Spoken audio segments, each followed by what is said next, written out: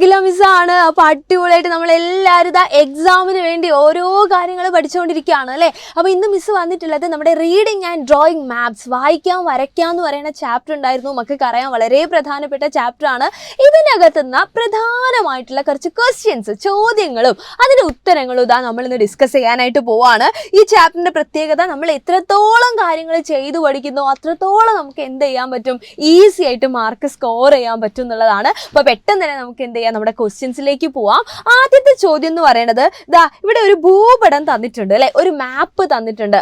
ഈ മാപ്പ് നോക്കിയിട്ട് തന്നിട്ടുള്ള ചോദ്യങ്ങൾക്ക് ഉത്തരം എഴുതുക എന്നുള്ളതാണ്. ഇങ്ങനെയുള്ള ഇതേ ചോദ്യം വന്നില്ലെങ്കിലും ഇതേ മോഡൽ ക്വസ്റ്റ്യൻസ് മക്കൾക്ക് എന്ത് ചെയ്യാം, എക്സാമിന് പ്രതീക്ഷിക്കാം അല്ലെ. ഒരു മാപ്പ് അല്ലെങ്കിൽ ഭൂപടം തന്നിട്ട് അതിൻ്റെ അകത്തുനിന്ന് നിങ്ങളോട് എന്ത് ചെയ്യും, ഓരോ ചോദ്യങ്ങൾ ചോദിക്കും. നമുക്കിവിടെ നോക്കാം, ഓരോ ചോദ്യങ്ങളും എന്താണെന്നുള്ളത് നമുക്ക് നോക്കാം. അതനുസരിച്ച് നമുക്ക് എന്ത് ചെയ്യാം, ആൻസേഴ്സ് കണ്ടുപിടിക്കാം. അപ്പൊ ചോദ്യം ഒന്നാമത്തത് ഇതാണ്, which are the wards through which railway line passes. Railway line കടന്നു പോകുന്ന വാർഡുകൾ ഏതെല്ലാം എന്നാ ചോദിച്ചത്. ഇതൊരു പഞ്ചായത്തിന്റെ ഭൂപടാണ് അല്ലെ. അപ്പൊ ഇതിൻ്റെ അകത്ത് നമ്മൾ നോക്കുന്ന സമയത്ത് ദാ ഈ ഒരു സിമ്പൽ, ഈ ഒരു ചിഹ്നമാണ് റെയിൽവേ ലൈൻ എന്നുള്ളത് നമുക്കറിയാം. അത് നമ്മൾ അറിഞ്ഞിരിക്കേണ്ട കാര്യമാണ്.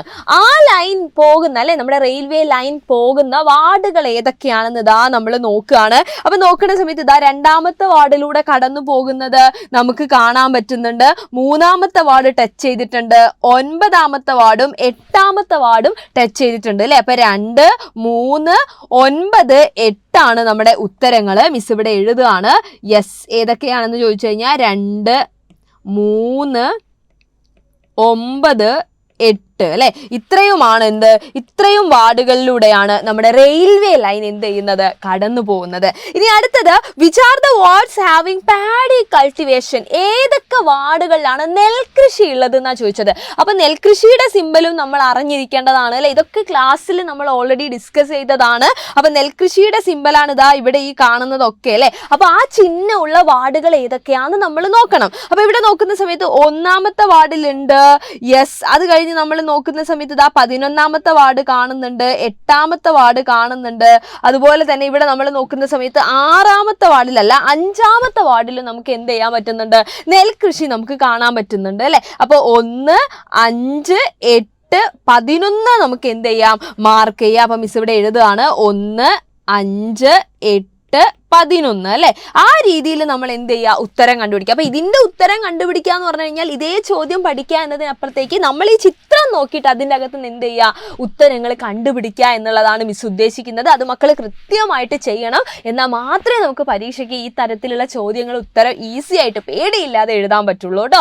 അടുത്ത ചോദ്യം നോക്കിയേ, in which ward of the panchayat is the bird sanctuary. എവിടെയാണ് പക്ഷി സങ്കേതം ഉള്ളത് എന്നാ മിസ് പറഞ്ഞു തന്നിട്ടുണ്ട്. കുഞ്ഞിക്കിളി എവിടെയുണ്ടോ അവിടെ എന്തുണ്ട്, പക്ഷി സങ്കേതം ഉണ്ട് അല്ലെ, ബേർഡ് സാങ്ച്വറി ഉണ്ട്. അപ്പൊ ഇവിടെ നമ്മൾ നോക്കുകയാണെങ്കിൽ ദാ ഇവിടെ ഒരു കിളീനെ നമ്മൾ കാണുന്നുണ്ട് അല്ലെ. ഇത് ഏത് വാർഡാണിത്, 5ാമത്തെ വാർഡാണ്. 5ാമത്തെ വാർഡിൽ കിളിയുണ്ട്. വേറെ എവിടെയെങ്കിലും കിളി ഉണ്ടോ എന്ന് നമ്മൾ നോക്കുക. ബേർഡിനെ നമ്മൾ കാണുന്നുണ്ടോ, ഇല്ല. അപ്പൊ ഇവിടെ ആകെ ഒരു വാർഡിൽ, നമ്മുടെ 5ാമത്തെ വാർഡിൽ മാത്രമേ എന്തുള്ളൂ, ബേർഡ്, കുഞ്ഞിക്കിളീനെ നമ്മൾ കാണുന്നുള്ളൂ. സോ അവിടെ മാത്രമാണ് നമ്മുടെ ബേർഡ് സാങ്ച്വറി, പക്ഷി സങ്കേതം എന്ന് നമുക്ക് മനസ്സിലാക്കാം. ഇതൊരു എക്സാമ്പിൾ ആണ്. ഈ രീതിയിൽ ചോദ്യങ്ങൾ കിട്ടിക്കഴിഞ്ഞാൽ ചിത്രം നന്നായിട്ട് നിരീക്ഷിച്ചിട്ട് നമ്മൾ എന്ത് ചെയ്യണം, ഉത്തരങ്ങൾ എഴുതണം. അത്ര മാത്രമേ ഉള്ളൂ.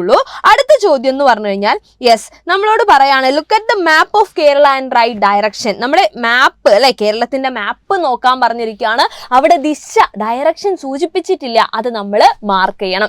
നമ്മൾ പഠിച്ചിട്ടുണ്ട്, ഒരു ചുമരിൽ തൂക്കിയിട്ട് കഴിഞ്ഞിട്ടില്ല മാപ്പ് അല്ലെങ്കിൽ ഭൂപടത്തിന്റെ ഏറ്റവും ടോപ്പ് എന്ന് പറയുന്നത് എന്തായിരിക്കും, നമ്മുടെ നോർത്ത് ആയിരിക്കും അല്ലെ. അപ്പൊ നമുക്ക് ഇവിടെ എഴുതാം, നോർത്ത് അല്ലെങ്കിൽ എന്താണ്, വടക്ക്. അതിന്റെ നേരെ ഓപ്പോസിറ്റ് എന്ന് പറയുന്നത് നമ്മൾ പഠിച്ചിട്ടുണ്ട്, സൗത്ത് ആണ് അല്ലെങ്കിൽ എന്താണ്, യെസ്, നമ്മുടെ തെക്ക് ഭാഗമാണ്. ഇനി ഇവിടെ നമ്മുടെ കിഴക്ക് ഭാഗമാണ് അല്ലെ, കിഴക്ക്, അതായത് നമ്മുടെ ഈസ്റ്റ് ആണ്.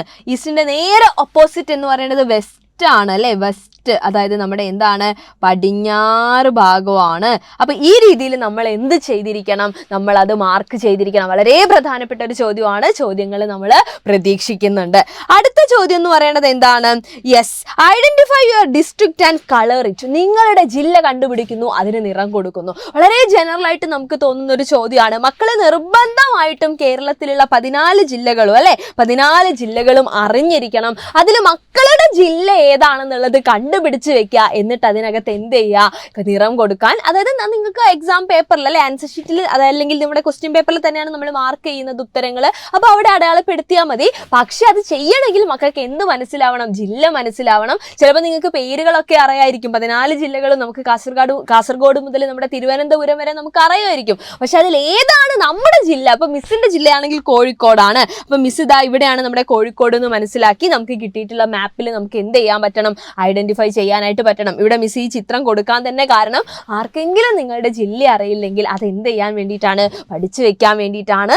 ഓക്കെ, അപ്പോൾ ജില്ലയുടെ പേരറിയായിരിക്കും. ഇപ്പം എൻ്റെ ജില്ല കാസർഗോഡാണെന്ന് ഒരു കുട്ടി പറയുന്നു. പക്ഷെ ആ കാസർഗോഡ് എവിടെയാണ്, ദാ ഇവിടെയാണെന്ന് നമ്മൾ എന്ത് ചെയ്യണം, മനസ്സിലാക്കണം. എന്നാൽ മാത്രമേ നമുക്ക് നിറം നൽകാൻ പറ്റുള്ളൂ കേട്ടോ. അപ്പോൾ ആ രീതിയിൽ നിങ്ങൾ എന്ത് ചെയ്യുക, ഉത്തരങ്ങൾ പഠിച്ചു വെക്കുക.